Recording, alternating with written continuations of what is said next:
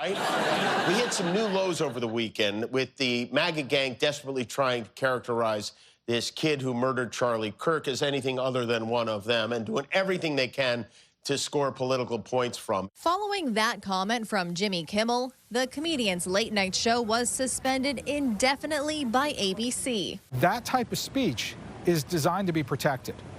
What happened to Jimmy Kimmel should never have occurred, and all the case jurisprudence, all the case law that has been developed for the past 100 years down there was designed to protect people like Jimmy Kimmel from being able to express themselves. The decision has sparked a discussion about free speech and just how free it is. You have free speech, but you have to consider what the consequences of that free speech are. Your speech is not free if you're considering your private employer, unless you have contractual protections, unless you're part of a collective bargaining agent where you're agreement where you're protected by the rule of just cause. When you start shutting down people for political viewpoints and ideologies, is that you stifle debate. And in a democracy, what's vital to a healthy democracy is good debate and good discussion. It's not just what you say.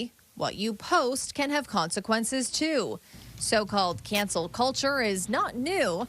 Kimmel is just the most recent public case. What I've seen happen over the last few years is we've seen, bigger political divides happening, is it's turned from being a form of community-driven activism to becoming used as a weapon against political and ideological viewpoints. While this is on a large scale, lawyer Derek Brett says it could happen to anyone. Don't think that it just hits the Jimmy Kimmels and the Stephen Colberts of the world, because ultimately it does trickle down to everybody.